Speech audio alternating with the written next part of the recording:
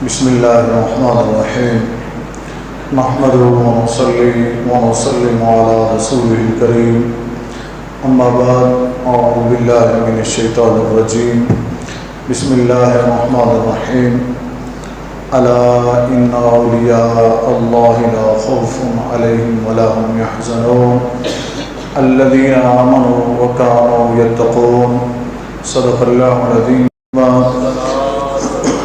الصلاة والسلام عليك يا سيدي يا رسول الله وعلى آلك وأصحابك يا سيدي يا حبيب الله. الصلاة والسلام عليك يا سيدي يا رسول الله وعلى آلك وأصحابك يا سيدي يا رحمة للعالمين. السلام علیکم ورحمۃ اللہ وبرکاتہ. عزیزان گرامی قدر، آپ اور ہم سب اپنے رب عز و جل کی بارگاہ میں حاضر ہیں. دعا ہے کہ اللہ جل مجدہ ہم سب کی حاضری کو اپنی بارگاہ میں منظور و مقبول فرمائے. گزشتہ جمعۃ المبارک کے بیان میں ہم نے شان اولیاء کرام سنی اور سنائی، اس دعا کے ساتھ کہ اللہ تعالیٰ ہمیں اپنے پاکیزہ بندوں کی محبت عطا فرمائے. اللہ رب العزت ہمیں ان کے نقش قدم پر چلنے کی توفیق عطا فرمائے. اللہ رب العزت ہمیں ان کا جو پیغام ہے اس پیغام کو عملی طور پر اپنانے کی توفیق عطا فرمائے. لائٹس بھی چلا رہی ہے، عملی طور پر ہمیں ان کے پیغام کو اپنانے کی توفیق عطا فرمائے. چونکہ عمل سے ہی زندگی بنتی ہے، عمل سے ہی انسان کو عزت ملتی ہے یا ذلت ملتی ہے. جیسا انسان کا عمل ہوتا ہے ویسا ہی اس کو مقام اور مرتبہ ملتا ہے. گزشتہ گفتگو کا خلاصہ میں عرض کر دوں تاکہ آگے ہم سلسلہ گفتگو کو چلائیں جہاں سے چھوڑا تھا. اولیاء اللہ یعنی اللہ کے دوست، اللہ کے دوست وہ ہیں جنہیں نہ کوئی خوف ہے نہ جنہیں کوئی غم ہے. خوف کس چیز کا، غم کس چیز کا، اس کی وضاحت بھی میں عرض کر چکا ہوں کہ وہ سب سے زیادہ اللہ سے ڈرنے والے ہوتے ہیں. جب اللہ سے ڈرنے والے ہوتے ہیں تو ما سوا اللہ کا خوف ان کے دل سے نکال دیا جاتا ہے. وہ صرف اس چیز پر غمزدہ ہوتے ہیں کہ کہیں کسی عمل سے زندگی میں ایسا عمل نہ ہوا ہو جس سے رب ناراض ہو جائے، تو باقی اللہ تعالیٰ ان کے دل سے تمام غم دور فرما دیتا ہے. جو اللہ کے مقرب بندے ہوتے ہیں رب کریم نے ان کی پہچان بتائی ہے. الذین آمنوا، سب سے پہلی بات کہ وہ ایمان والے ہوتے ہیں. کون ہوتے ہیں؟ ایمان والے. بے ایمان اللہ کا دوست نہیں ہو سکتا، یہ ذہن میں رکھیں. بے ایمان اللہ کا دوست نہیں ہو سکتا. ایمان والا ہی اللہ کا دوست ہو سکتا ہے، ایمان والا ہی اللہ کا ولی ہو سکتا ہے. اب ایمان کسے کہتے ہیں؟ میں نے تھوڑا سا عرض کیا تھا، میں نے عرض کیا تھا کہ اگلا جمعۃ المبارک یہیں سے ہم آغاز کریں گے. الذین آمنوا وکانوا یتقون، اللہ نے اپنے دوستوں کی جو پہلی نشانی بتائی ہے وہ یہ کہ وہ ایمان والے ہوتے ہیں. وہ لوگ جو ایمان لائے، ایمان والے. اب ایمان کسے کہتے ہیں؟ میں نے ایک حدیث عرض کی تھی کہ نبی کریم صلی اللہ علیہ وسلم نے ارشاد فرمایا کہ مومن وہ تم میں سے کوئی اس وقت تک نہیں ہو سکتا جب تک میں اسے اس کی جان، اس کی مال، اس کی اولاد، اس کے والدین، اور ایک اور روایت اس کو شامل کرتے ہوئے اس کا مفہوم بھی کہ اس کی مال، اولاد، جان، والدین سب کچھ سے بڑھ کر میں محبوب نہ ہو جائے، اس وقت تک کوئی بھی مومن نہیں ہو سکتا۔ اب یہ اللہ تعالیٰ نے قرآن کریم میں فرمایا کہ ایمان والے ہی اللہ کے دوست ہیں۔ دوسری بات، وَكَانُوا يَتَّقُونَ، اللہ کے جو ولی ہیں، اللہ کے ولی ہیں، ان کی نشانی کیا ہے؟ اللہ کے ولی کی نشانی یہ نہیں ہے اس کے مریدوں کی تعداد لاکھوں میں ہو۔ اللہ کے ولی کی نشانی یہ نہیں ہے اس کے مریدوں کی تعداد کروڑوں میں ہو۔ اللہ کے ولی کی نشانی یہ نہیں ہے کہ وہ لینڈ کروزر گاڑی میں بیٹھتا ہو۔ اللہ کے ولی کی نشانی یہ نہیں ہے کہ اس کے ٹھاٹھ باٹھ ہوں۔ اللہ کے ولی کی نشانی یہ نہیں ہے کہ اس کے پاس بہت بڑی کوٹھی اور محل ہو۔ اللہ کے ولی کی نشانی یہ نہیں ہے جب وہ نکلے تو آگے پیچھے دائیں بائیں ہٹو بچوں کہنے والے لوگ موجود ہوں۔ اللہ کے ولی کی نشانی یہ نہیں ہے کہ وہ کوئی تعویذ دے دے تو کام ہو جائے۔ اللہ کے ولی کی نشانی یہ نہیں ہے کہ اس سے کوئی کرامت ظاہر ہو۔ رب کریم نے کیا فرمایا ہے؟ ہم نے اللہ عز و جل سب سے پہلے اللہ تعالیٰ نے جو نشانی بتائی ہے نا اسے دیکھیں گے۔ رب نے فرمایا وَكَانُوا يَتَّقُونَ، میرے ولی وہ ہیں جو صاحب تقوی ہوتے ہیں، صاحب تقوی ہوتے ہیں۔ اب ٹھہریے، یہاں تھوڑی دیر ٹھہریں، اس موضوع کو پھر ہم یہیں سے ہی شروع کرتے ہیں۔ اس سے پہلے میں ولی کے بارے میں عرض کر دوں نا، دو ولایت کی قسمیں میں نے پہلے عرض کی تھی گزشتہ بیان کے اندر، آپ نے سماعت کی تھی، ایک ولایت وہبی اور ایک ولایت کسبی۔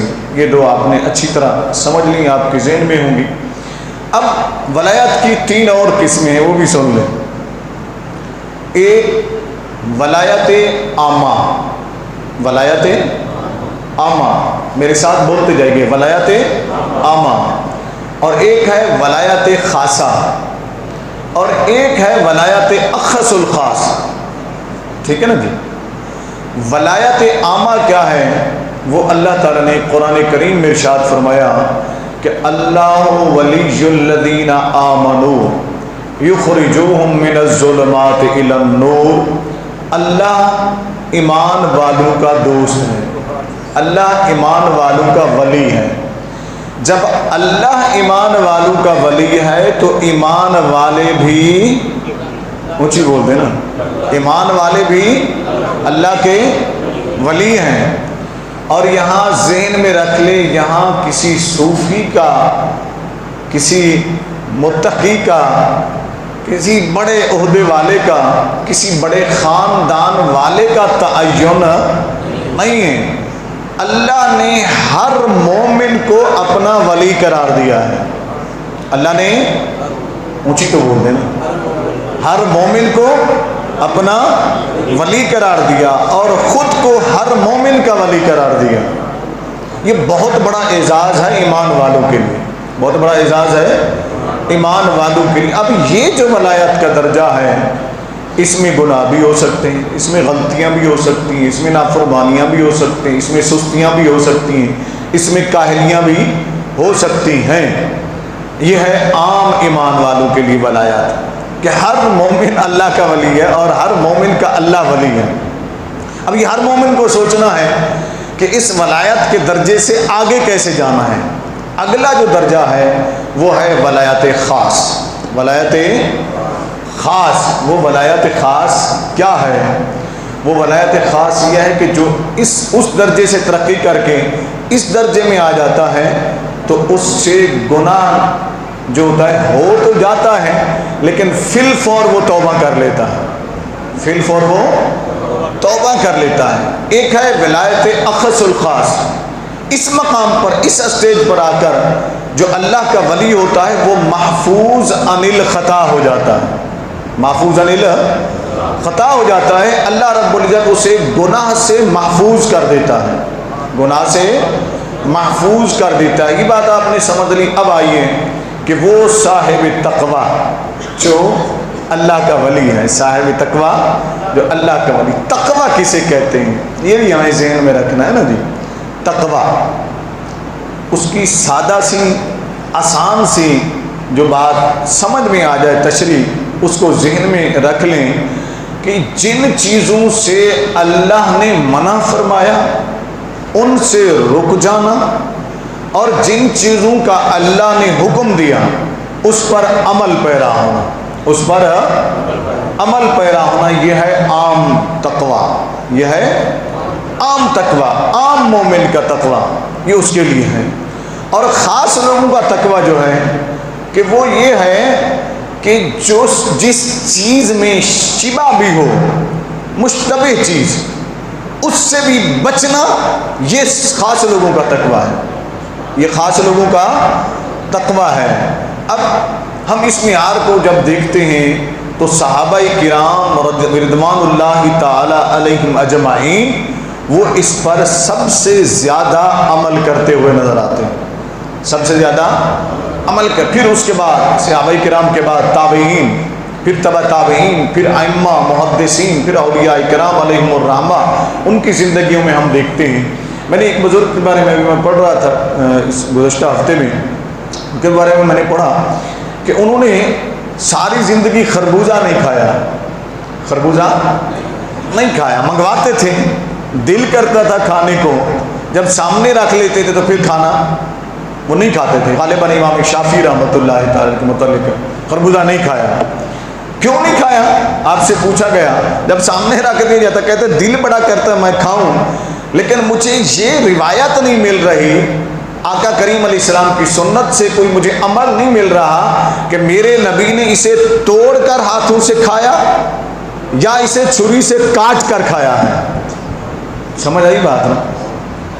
یہ ہے تقوی کا وہ اعلیٰ معیار جہاں ہر چیز میں نبی کریم صلی اللہ علیہ وسلم کی سنت کو تلاش کیا جاتا ہے، نبی کریم صلی اللہ علیہ وسلم کے طریقے کو تلاش کیا جاتا ہے، نبی کریم صلی اللہ علیہ وآلہ وسلم کے عمل مبارک کو تلاش کیا جاتا ہے کہ ہمیں نبی کا عمل مل جائے۔ گویا ان کو جب یہ عمل نہیں ملا کہ نبی کریم صلی اللہ علیہ وسلم نے خربوزے کو توڑ کر کھایا ہے یا چھری سے کاٹ کر کھایا ہے، تو انہوں نے خربوزہ کھانا ہی چھوڑ دیا، انہوں نے خربوزہ ہی نہیں کھایا، حالانکہ حلال چیز تھی، جائز چیز تھی، اس کو کھا سکتے تھے، چاہے وہ چھری سے کاٹ کے کھا لیتے یا توڑ کر کھا لیتے، لیکن انہوں نے کہا مجھے نبی کریم صلی اللہ علیہ وسلم کی سنت سے جب عمل نہیں ملا تو میں اس کو نہیں کھاؤں گا، میں اس کو نہیں کھاؤں گا۔ یہ ہے وہ تقوی جو ہمارے اسلاف نے اختیار کیا۔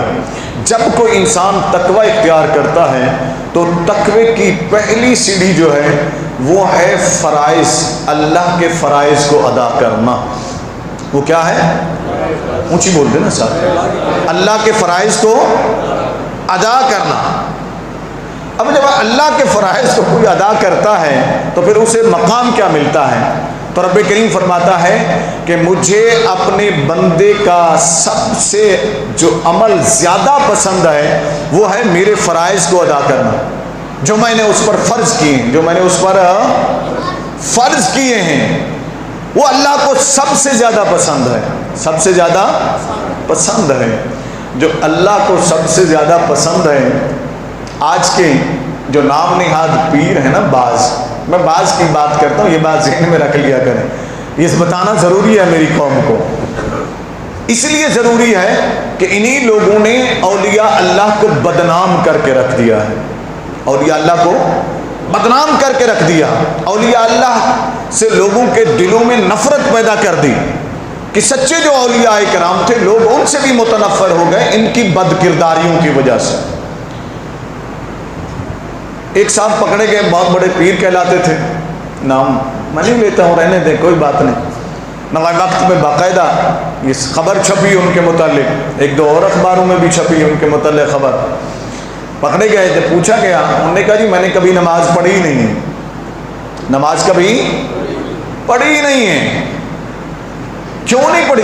کہا جی ہمارے مرید تھوڑے ہیں، بہت مرید ہیں، نماز کے لیے وہی کافی ہیں، یعنی نماز کے لیے مرید کافی ہے، لوٹ مار کے لیے پیر کافی ہے، لوٹ مار کے لیے پیر کافی ہے۔ یہ کیسے پیر ہیں جو نماز نہیں پڑھتے، جو روزہ نہیں رکھتے ہیں، کروڑوں کا بینک بیلنس ہونے کے باوجود جب پتا چلا کہ کروڑوں کا بینک بیلنس ہے جناب کا، تو پوچھا گیا کبھی زکوٰۃ دی ہے؟ کہا جی ہم کیوں زکوٰۃ دیں، ہم کیوں زکوٰۃ دیں، یہ مسلمان تھوڑی ہے کہ یہ زکوٰۃ دیں۔ اس طرح کے جو پیر ہوتے ہیں اللہ رب العزت ایسوں کے فتنے سے ہمیں بچائے، ایسوں کے شر سے ہمیں بچائے۔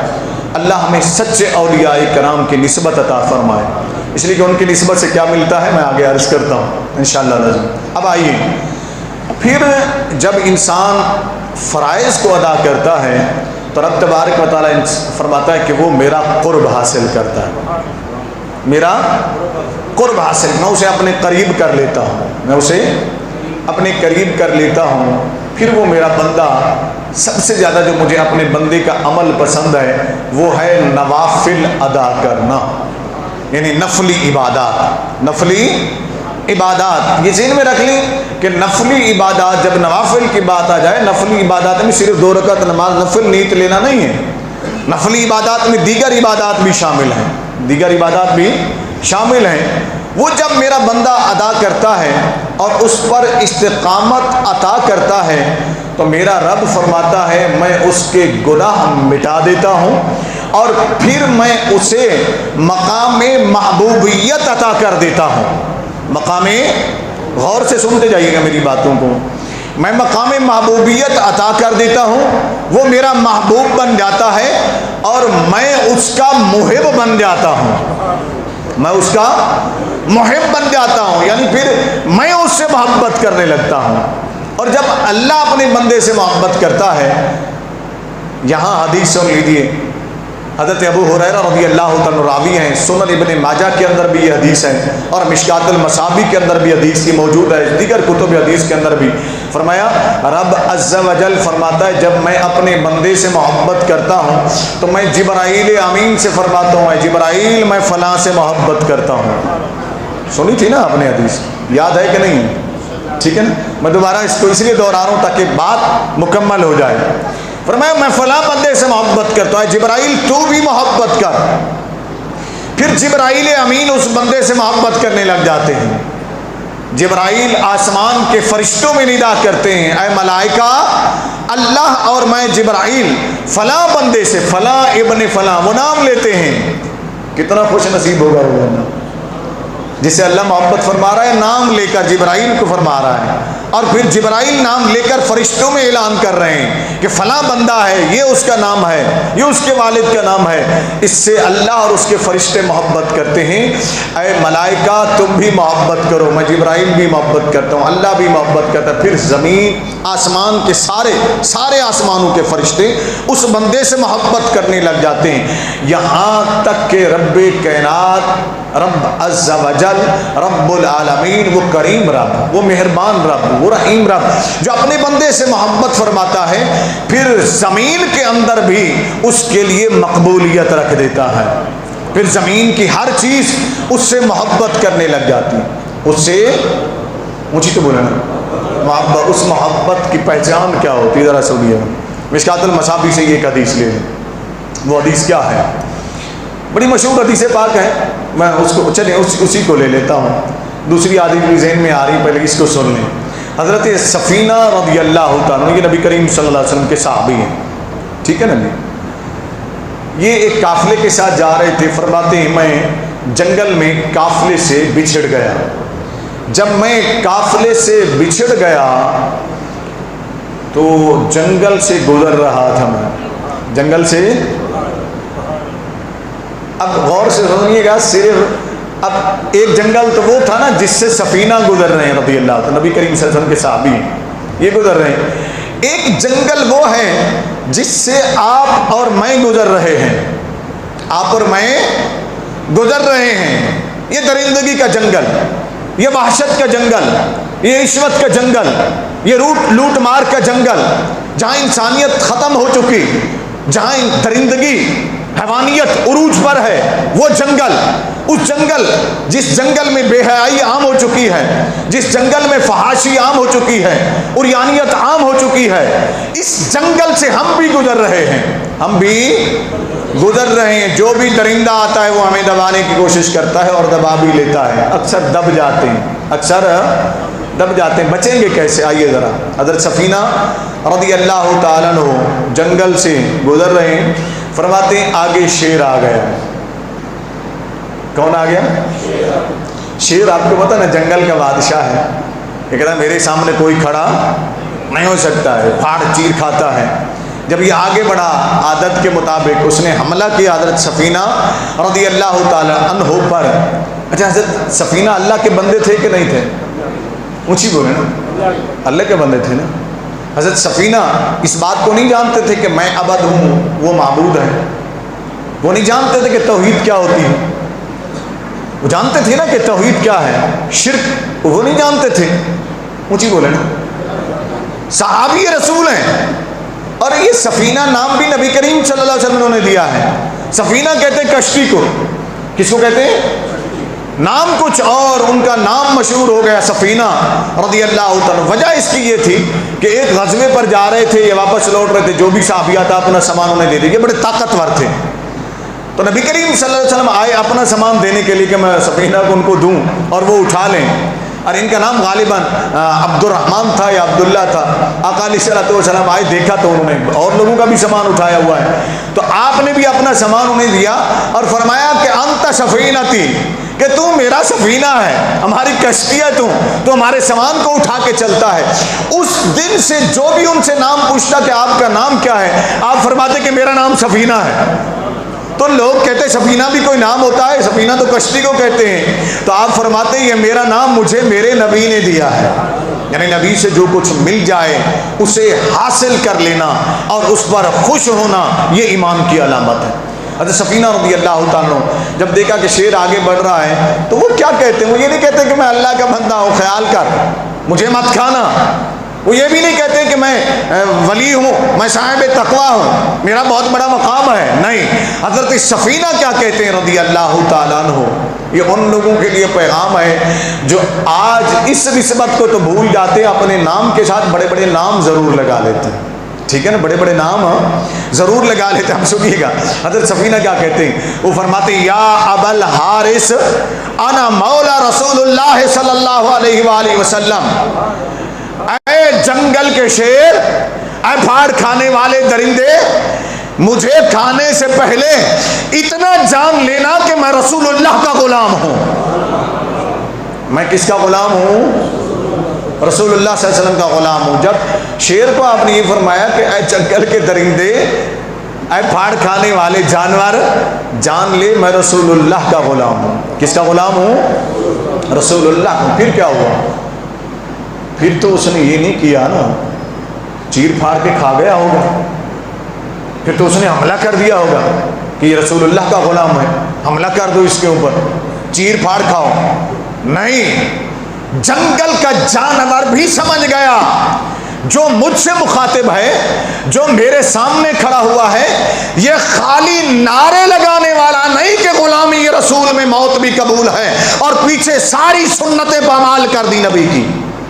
یہ جھوٹے نعرے لگانے والا نہیں، یہ جھوٹے دعوے کرنے والا نہیں ہے۔ غلامی رسول میں موت بھی قبول ہے، بڑے نعرے لگاتے ہو مگر صبح بھی نبی کی سنت، داڑھی چٹ، نماز چٹ، وہ بھی ختم، سنت بھی ختم، نبی کی شریعت بھی ختم، اور نعرے غلامی رسول میں موت بھی قبول ہے۔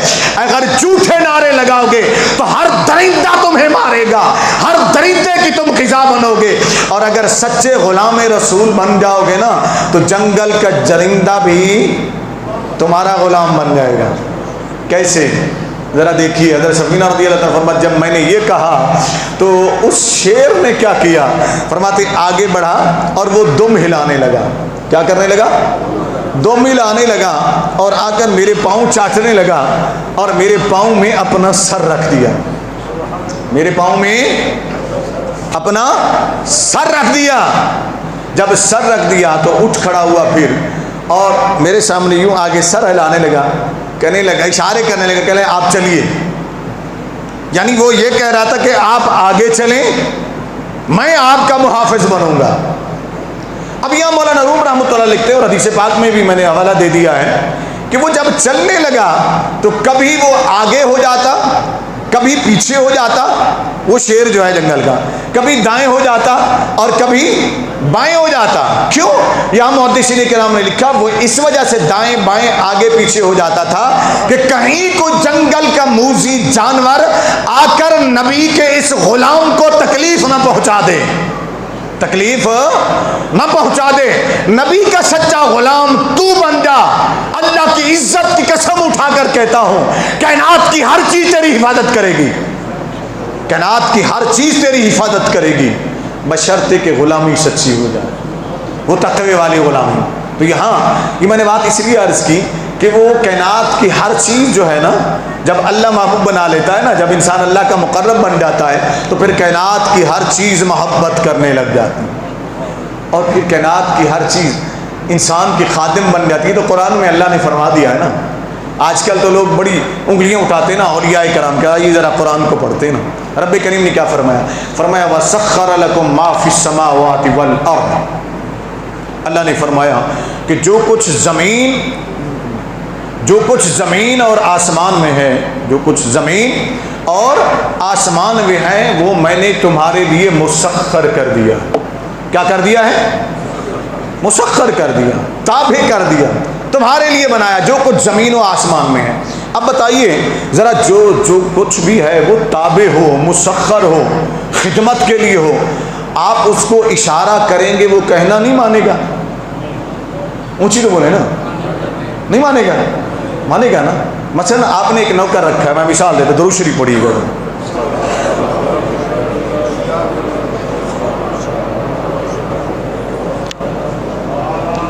الصلاۃ والسلام علیکم یا سیدی یا رسول اللہ وعلی آلہ وصحبہ یا سیدی. اب آپ نے ایک نوکر رکھا, ملازم رکھا, آپ اس کو کوئی حکم دیتے ہیں, وہ فوراً کہے گا جی سر میں جا رہا ہوں. ایسے ہوتا ہے کہ نہیں ہوتا؟ اگر آپ کا کہنا نہ مانے تو آپ اس کو نکال دیں گے. یہ تو ہمارا کہنا ہی نہیں مانتا تو نوکر کیسا ہے؟ تنخواہ کس چیز کی لیتا ہے؟ رب کریم نے انسان کو فرمایا کہ میں نے زمین میں جو کچھ بھی ہے نا وہ تیرے لیے مسخر کر دیا ہے, تیرا خادم بنا دیا. تو مخدوم تو بن نا, شرط یہ تو مخدوم بن. اب مخدوم کیسے بنے گا انسان؟ یہی بات میں سمجھانا چاہتا ہوں کہ اولیاء اللہ جو ہے نا, وہ جب اللہ سے تعلق جوڑ لیتے ہیں تو وہ سارے وہ کام کرتے ہیں جو انہیں کائنات کا مخدوم بنا دیتے ہیں. کائنات کا مخدوم بنا دیتے ہیں, رب کے وہ بندے بن جاتے ہیں, رب سے وہ تعلق جوڑ لیتے ہیں, پھر کائنات پر وہ حکومت کرتے ہیں.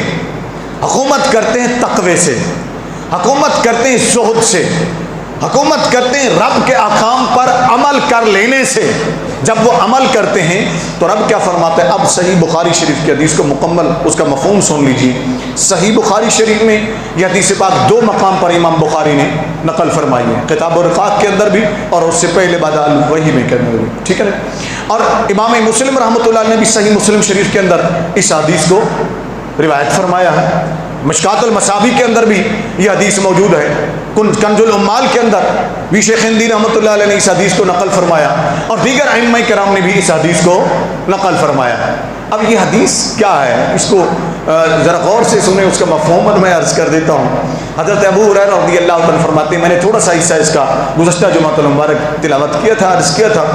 حضرت ابو ہریرہ رضی اللہ عنہ ارشاد فرماتے ہیں, رب عز و جل فرماتا ہے کہ جو شخص میرے ولی سے دشمنی کرتا ہے, میرے ولی سے عداوت رکھتا ہے, میرے ولی سے عداوت رکھتا ہے. ولی میں اس کے معنی عرض کر چکا ہوں, ولی اللہ کا ولی, جو اللہ کے ولی سے دشمنی رکھتا ہے تو رب تبارک و تعالی نے فرمایا اس کے لیے میرا اعلان جنگ ہے, اس کے لیے میرا اعلان جنگ ہے. اسی کے ساتھ ایک دوسری حدیث ہے, اس کا مفہوم بھی آپ سن لیجیے.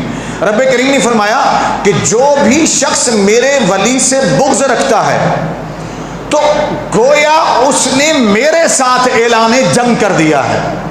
اس کا مفہوم یوں ہے, گویا اس نے میرے ساتھ اعلان جنگ کر دیا ہے. اور جو رب کے ساتھ اعلان جنگ کر دے, پھر آپ جانتے ہیں جیتتا کون ہے, جیتے گا کون؟ اونچی بول دے نا, اللہ سے بڑا تو کوئی نہیں ہے نا, اللہ سے بڑی طاقت تو کسی کی نہیں ہے نا. اب فرماتا ہے میرے ساتھ اعلان جنگ. اب آگے رب تبارک و تعالی اپنے ولیوں کی پہچان بتائے, اپنے دوستوں کی پہچان بتائے. وہ پہچان کیا ہے جو میں مفہوماً پہلے عرض کر چکا ہوں. اللہ نے فرمایا سب سے زیادہ میرا بندہ میرا قرب حاصل کرتا ہے فرائض کے ذریعے, پھر وہ میرا قرب حاصل کرتا ہے نوافل کے ذریعے. پھر کیا ہوتا ہے؟ فرمایا جب وہ فرائض اور نوافل پر استقامت اختیار کرتا ہے تو رب عز و جل فرماتا ہے. یہاں امام فخر الدین رازی نے بڑی کمال کی گفتگو کی ہے تفسیر کبیر کے اندر. تفسیر کبیر جلد نمبر 26 عربی کی جو تفسیر کبیر ہے اس کے اندر بڑی کمال کی گفتگو کی ہے انہوں نے, اور وہ بھی میں ساتھ ہی عرض کر دوں گا. اب رب عز و جل کیا فرماتا ہے آگے؟ فرماتا ہے کہ میں اس کے بعد اپنے بندے کے کان بن جاتا ہوں. مفہوم پہلے سن لیں پھر میں تشریح بھی اس کی عرض کرتا ہوں.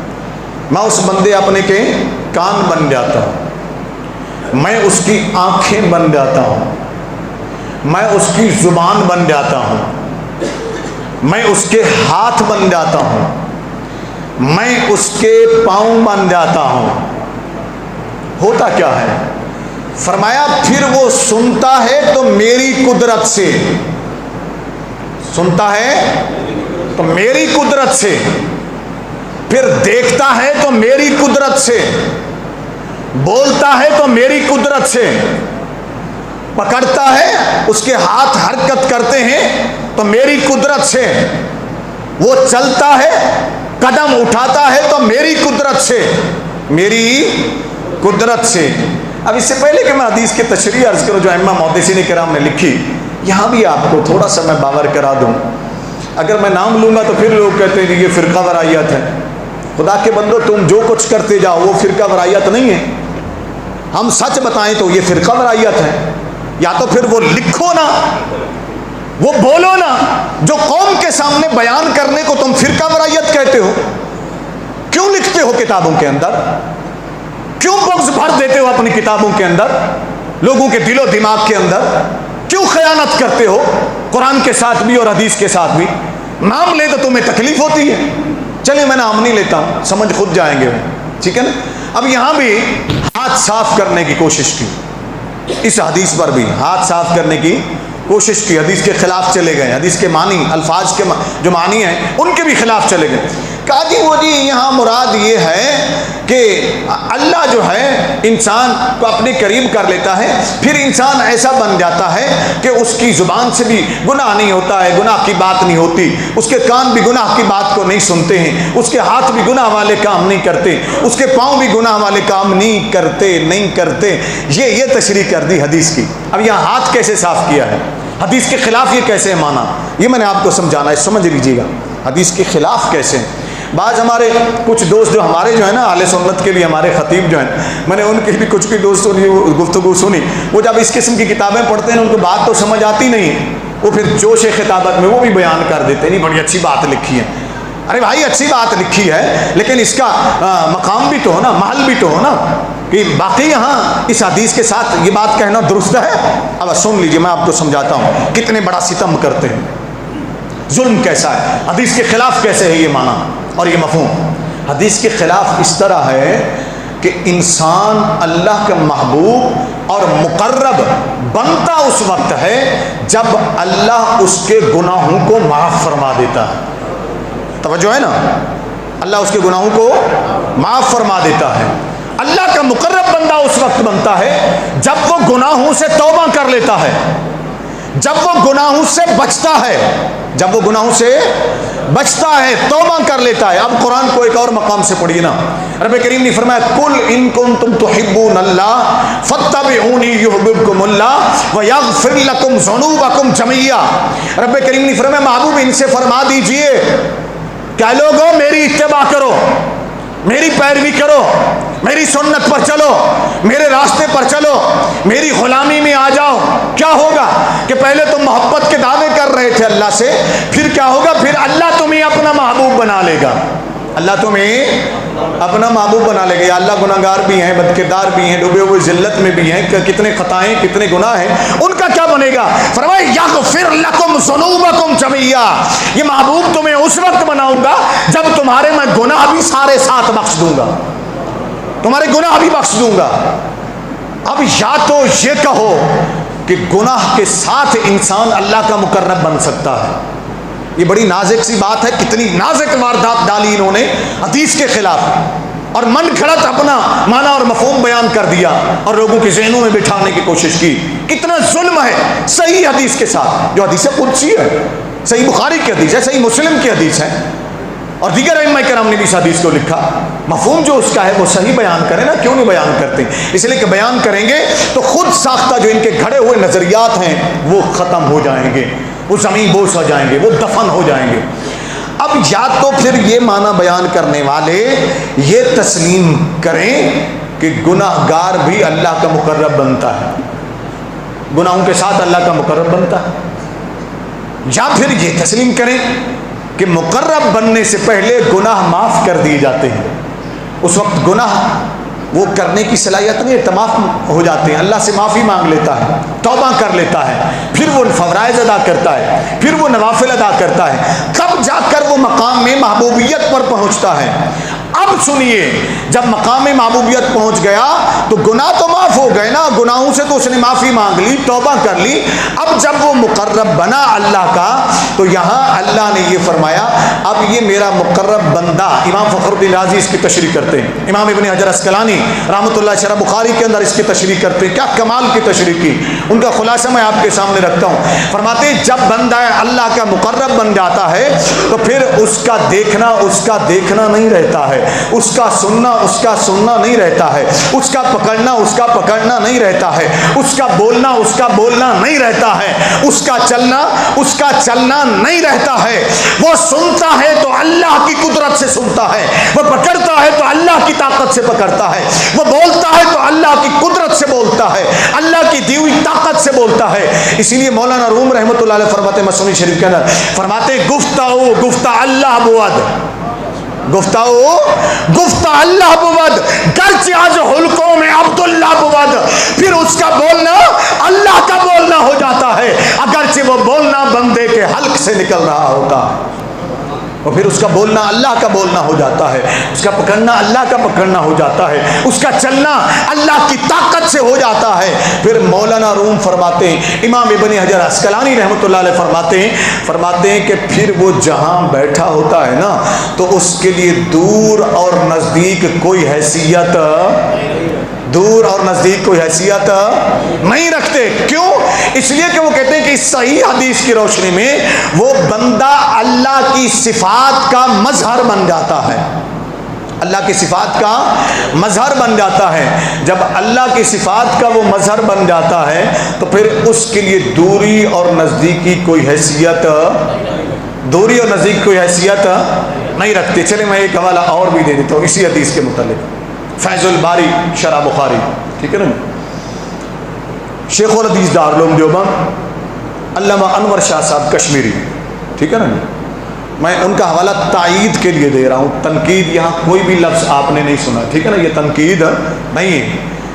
بے عین ہی انہوں نے یہی مفہوم بیان کیا ہے جو میں نے ابھی عرض کیا ہے ائمہ کرام کے حوالے سے, اور بڑے زور شور سے انہوں نے بیان کیا. انہوں نے کہا کہ حدیث کے اندر خیانت نہ کرو, حدیث کا مقصد یہی ہے کہ بندہ اللہ کی صفات کا مظہر بن جاتا ہے, اللہ کی صفات کا, اس کی تجلیات کا مظہر بن جاتا ہے. جب بندہ اللہ کی صفات اور تجلیات کا مظہر بن جاتا ہے تو پھر اس کا مقام کیا ہوتا ہے, پھر اس کا مرتبہ کیا ہوتا ہے. آگے اسی حدیث کے اندر رب نے بیان فرما دیا, فرمایا پھر وہ میرا بندہ اس مقام پر پہنچ جاتا ہے وہ جو مجھ سے مانگے میں اسے عطا کر دیتا ہوں. یہ جملہ پھر دہراتا ہوں, دماغ میں دل میں بٹھا لیجیے, اسی حدیث کا حصہ ہے. فرمایا پھر وہ میرا بندہ جو مانگتا ہے نا پھر میں اسے وہ عطا کر دیتا ہوں, میں اسے خالی نہیں لوٹاتا, جو مانگتا ہے میں عطا کر دیتا ہوں. مجھے دوستوں نے کہا جی شیخ عبد القادر جیلانی کا بھی ذکر کر دیجیے گا, بابا فرید کا بھی کسی نے کہا ذکر کر دیجیے گا, داتا علی اجویری علیہ الرحمہ, یہ سارے بزرگ ہمارے ہیں, ہمارے سروں کا تاج ہے. میں ایک ایک کا ذکر کروں گا تو اتنا وقت نہیں ہوتا, لیکن تھوڑا تھوڑا میں بتا دیتا ہوں, ٹھیک ہے نا. اب شیخ عبد القادر جیلانی رحمۃ اللہ اتنے بڑے ولی کامل, اتنے بڑا مقام اور مرتبہ کہ تمام سلاسل کے اولیاء انہیں اپنا سردار مانتے, ان کی عزت کرتے, احترام کرتے. وہ چشتی ہوں, وہ نقشبندی ہوں, وہ سہروردی ہوں, سارے ان کا احترام کرتے. کوئی بھی میں نے آج تک ایسا نہیں دیکھا جو ان کا احترام نہ کرتا ہوں. اب سنیے, آپ کی ایک پھپھی جان ہے, ایسا نام ہے ان کا رحمۃ اللہ تعالی علیہ. کہا تھا گیا جیلان کے اندر بارش نہیں ہو رہی, لوگ بڑے پریشان ہوئے, پریشان ہوئے، آپس میں بیٹھے مل مشورہ کیا کہ کیا کریں۔ ان میں سے جو بزرگ تھے نا، انہوں نے کہا ایسا کرو، وہ جو سید زادی ہے نا بڑی نیک ہے، ان کا تقویٰ سنا ہے، زور سنا ہے، ان کے پاس چلتے ہیں، ان کے پاس چلتے ہیں، ان سے دعا کی التجا کرتے ہیں، ان سے دعا کی التجا کرتے ہیں۔ اب یہ سارا مفہوم آپ سن چکے ہیں۔ یہ وہاں پہنچے، سیدہ عائشہ رحمۃ اللہ تعالیٰ علیہ کی بارگاہ میں دروازے پر دستک دی، پوچھا اندر سے کون؟ سب نے بتایا کہ جیلان کے سارے بزرگ اکٹھے ہو کے آپ کے پاس آئے ہیں، آپ سے دعا کی التجا کرنے آئے ہیں، بارش نہیں ہو رہی، دعا کر دیجیے بارش ہو جائے۔ آپ نے فرمایا رکو سارے باہر، سارے اندر گئیں کمرے کے اندر، جھاڑو لیا، جھاڑو لینے کے بعد اپنے ویڑے کے اندر سین کے اندر جھاڑو لگانے لگی۔ جب جھاڑو لگا لیا، اللہ کی بارگاہ میں عرض کرتی مولا جھاڑو میں نے لگا دیا ہے، چھڑکاؤ تو فرما دے۔ جھاڑو میں نے لگا دیا ہے، چھڑکاؤ تو فرما دے۔ اور اب فرماتا ہے، اس حدیث کو بھی سامنے رکھے نا، فرمایا میرا بندہ جب مقرب ہو جاتا ہے نا، جب وہ مجھ سے مانگتا ہے میں اسے خالی نہیں لوٹاتا ہوں۔ اب ابھی وہ بزرگ کہتے ہیں ہم ادھر ہی کھڑے تھے، بارش برسنا شروع ہو گئی، ہم گھروں تک لوٹے تو کسی کے گوڈوں تک بارش تھی، کسی کی کمر تک بارش تھی، اتنا موسلادھار بارش ہوئی، اتنا موسلادھار بارش ہوئی۔ یہ ہے وہ اللہ کے مقرب بندے جب اللہ کے قرب خاص میں آ چلیں۔ یہ تو امت محمدیہ ہے نا، علیہ صاحب الصلوۃ والسلام۔ کچھ لوگ کہتے ہیں جی یہ چیزیں ایسے کیسے کہانیاں بیان کر دیتے ہیں، آئیے قرآن کی بارگاہ میں چلتے ہیں۔ قرآن تو کیسے کہانیاں نہیں ہیں نا، یہ تو اللہ کی مقدس کتاب ہے نا قرآن کریم۔ اب آئیے قرآن کی بارگاہ میں چلتے ہیں۔ سورۃ نمل، سورۃ نمل، حضرت سلیمان علیہ السلام کا تفصیلی ذکر، ٹھیک ہے جی۔ وہاں اللہ کریم نے حضرت سلیمان علیہ السلام کی امت کے ایک ولی کا تذکرہ کیا، آپ کے ایک صحابی کا تذکرہ کیا۔ واقعہ کچھ یوں ہے کہ سلیمان علیہ السلام چاہتے ہیں کہ ملکہ بلقیس کا تخت میری بارگاہ میں آ جائے۔ میں خلاصہ آپ کو بتا دیتا ہوں، تخت آ جائے میری بارگاہ کے اندر، کوئی لے آئے، بڑی دور رکھا ہوا ہے، بعض نے لکھا کہ 650 میل، بعض نے لکھا کہ 700 میل کی دوری پر تھا وہ، اور ایک محل کے اندر بند تھا، بادشاہی محل کے اندر، جس کے اندر 7 جگہوں پر تالے لگے ہوئے تھے، گزر کر پھر وہاں پہنچنا پڑتا تھا۔ ہدہد نے آ کر خبر دی، ہدہد نے آ کر خبر دی ملکہ بلقیس کی، اس کے تخت کی بھی، اس کا ایک الگ تذکرہ ہے ہدہد پر، کبھی میں ذکر کروں گا، اگر ادھر گیا تو پھر بات ٹائم ہمارا مکمل ہو جائے گا۔ اب یہاں سلیمان علیہ السلام اپنی جماعت صحابہ، یعنی آپ کے جو صحابی تھے نا، وہ سارے جو بیٹھے ہوئے تھے امتی، جو پیغمبر کو براہ راست دیکھ رہے ہیں تو وہ نبی کے صحابی ہوئے نا، آپ ان سے خطاب فرماتے ہیں تم میں سے کون ہے؟ اب یہ بات بھی قابل غور ہے، قرآن نے اسے بیان کیا ہے، اللہ کے نبی فرما رہے ہیں علیہ السلام اپنے صحابیوں سے، اپنے امتیوں سے، تم میں سے کون ہے جو ملکہ بلقیس کے تخت کو اٹھا کر لائے، تخت کو اٹھا کر لائے۔ سورۃ نمل، ٹھیک ہے نہیں، میں پھر دوبارہ کہہ رہا ہوں، اس کو پڑھیے گا بعد میں بیٹھ کے۔ اب جب سلیمان علیہ السلام یہ فرماتے ہیں تو آپ کے امتیوں میں سے ایک جن کھڑا ہوتا ہے،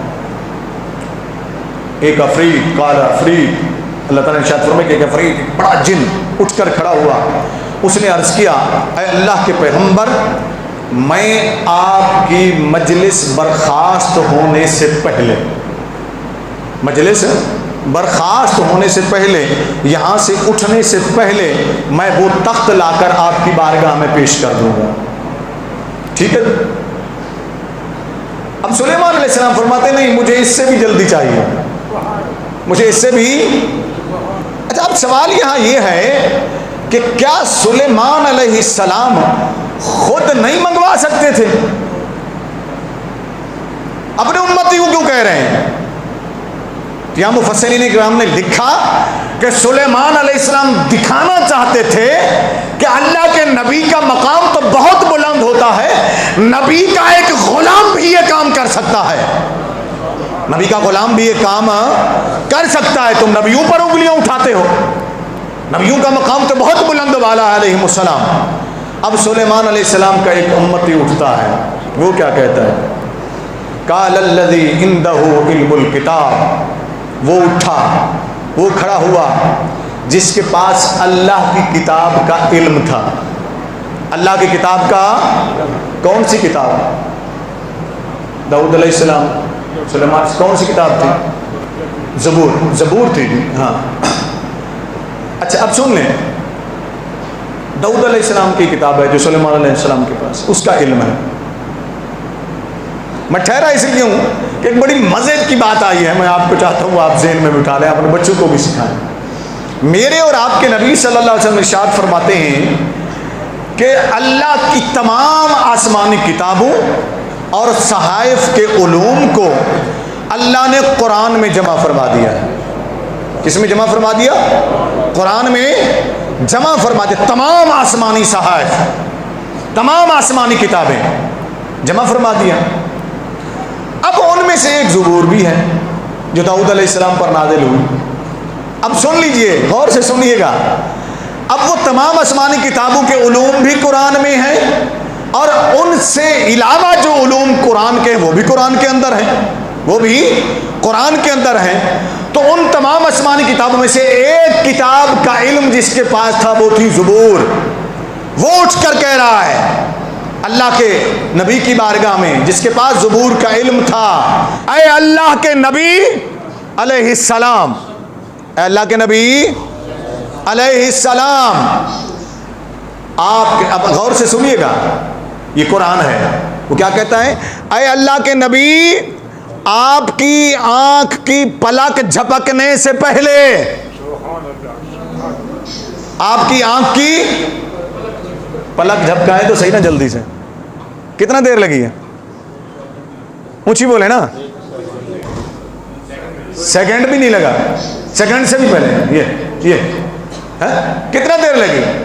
ایسے جلدی سے جھپکائے نا پتہ بھی نہیں چلتا ہم نے آنکھ بند کی ہے. وہ عرض کرتا ہے اللہ کے پیغمبر، آپ کی پلک جھپکنے سے پہلے میں ملکہ بلقیس کے تخت کو یہاں لا کے رکھ دوں گا، یہاں لا کے رکھ دوں گا.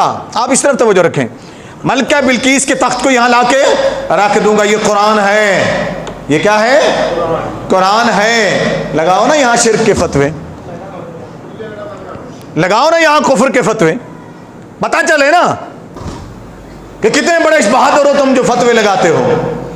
اب سلیمان علیہ السلام یہ نہیں فرماتے یہ تو خدائی دعویٰ کر رہا ہے، یہ کیسا تو خدائی دعویٰ کر رہا ہے کہ میں لا کے رکھ دوں گا پلک جھپکنے سے پہلے. سلیمان علیہ السلام اللہ کے پیغمبر ہیں، وہ جانتے تھے کہ جب کوئی بندہ اللہ کے احکام پر عمل کر کے اللہ کا مقرب ہو جاتا ہے تو وہ سب کچھ کر سکتا ہے، اس لیے کہ وہ اللہ کی صفات کا مظہر بن جاتا ہے، اللہ کی انوار و تجلیات کا مظہر بن جاتا ہے. تو اللہ کا وہ نیک اور برگزیدہ بندہ حضرت سلیمان علیہ السلام کا امتی سلیمان علیہ السلام سے عرض کرتا ہے آپ آنکھ تو بند کیجئے نا، آنکھ تو بند کیجئے. اور غوث الاعظم پر انگلیاں اٹھانے والوں، داتا علی اجمیری کے خلاف بکواس کرنے والوں، خواجہ اجمیری کے خلاف بکواس کرنے والوں، حضرت شرک پور شریف والوں کے خلاف بکواس کرنے والوں، بابا فرید کے خلاف زبان درازی کرنے والوں، ذرا سوچو، ذرا غور کرو، یہ امتی ہے سلیمان علیہ السلام کا. کن کا؟ سلیمان علیہ السلام کا. اور یہاں مفسرین کرام نے لکھا کہ یہ وہیں بیٹھا رہا. کہاں بیٹھا رہا؟ سلیمان علیہ السلام کی محفل میں بیٹھا رہا، وہاں سے اٹھا نہیں ہے، وہاں سے غائب بھی نہیں ہوا ہے. اب پلک جھپکنے میں کتنا بندہ غائب ہو سکتا ہے؟ کہیں غائب ہو سکتا ہے؟ ایسے پلک جھپکائی میں نے سب کو دیکھا، یہ دیکھ رہا ہوں میں پلک جھپکائی، میں آپ سب کو دیکھ رہا ہوں، آپ میں سے تو کوئی غائب نہیں ہوا نا، میں بھی کہیں غائب نہیں ہوا. پلک جھپکنے میں دیر ہی کتنا لگتی ہے. وہ کہتے ہیں وہاں سے وہ غائب بھی نہیں ہوا. اس نے اتنا عرض کیا اللہ کے پیغمبر آپ آنکھ بند کر کے کھول دیجئے، میں تخت لا دیتا ہوں. سلیمان علیہ السلام نے آنکھ بند کی، دیکھا تخت سامنے تھا.